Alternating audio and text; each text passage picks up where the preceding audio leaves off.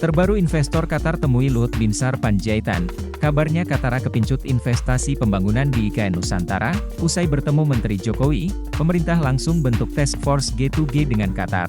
Menteri Koordinator Bidang Kemaritiman dan Investasi, Luhut Binsar Panjaitan menerima tamu dari negara Qatar di kantor Kemenko Marves, Jakarta, pada Senin, 12 Juni 2023, negara ini lanjut dia, tertarik ingin berinvestasi di Indonesia, salah satunya Ibu Kota Nusantara atau IKN Nusantara di Kalimantan Timur. Luhut yang juga Ketua Satgas Percepatan Investasi Ibu Kota Baru Indonesia ini bilang, soal IKN baru berani ditawarkan apabila sudah selesai pembangunannya, namun dirinya tak spesifik menyebutkan sektor mana di IKN yang dilirik oleh Qatar. Kendati demikian, dia tetap memproses keinginan investasi dari Qatar dengan membentuk tim gugus tugas, Task Force. Beberapa waktu lalu, Kepala Otorita IKN Bambang Susantono menyebutkan, sebanyak 209 investor telah menyatakan minatnya berinvestasi di Ibu Kota Nusantara melalui Letter of Interest atau LOI. Namun dari jumlah tersebut ada 36 investor telah meningkatkan statusnya. Sudah cukup banyak letter of interest yang disampaikan kepada kami di Otorita IKN, jumlah per hari ini 209, LOI.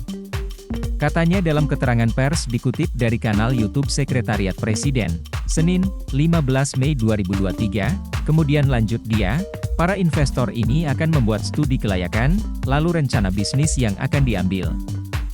Untuk realisasi investasinya sendiri, kata Bambang, memang memerlukan proses yang panjang. Sebelumnya, Otorita Ibu Kota Nusantara menawarkan lahan mixed use atau campuran di IKN Nusantara, Kalimantan Timur kepada para investor asal Prancis. Hal itu diungkapkan Kepala Otorita Ibu Kota Nusantara Bambang Susantono saat mendampingi kunjungan Duta Besar Prancis untuk Indonesia Fabien Penone beserta sejumlah delegasi pimpinan perusahaan Prancis. Pada Senin, 12 Juni 2023, Bambang Susantono menegaskan bahwa kunjungan sekitar 20 pengusaha bukan sekadar melihat kondisi lapangan, tetapi akan direalisasikan dalam bentuk investasi di IKN. Para delegasi berasal dari berbagai sektor industri seperti energi, teknologi kota cerdas, material ramah lingkungan, dan lainnya, dia menjelaskan. Di lokasi lahan campuran tersebut nantinya akan dibangun pusat perbelanjaan yang cukup besar di tahun 2024, berdasarkan data dari Kedeputian Bidang Pendanaan dan Investasi IKN. Saat ini di area seluas 7,30 hektar sudah ada calon investor yang berkomitmen untuk berinvestasi.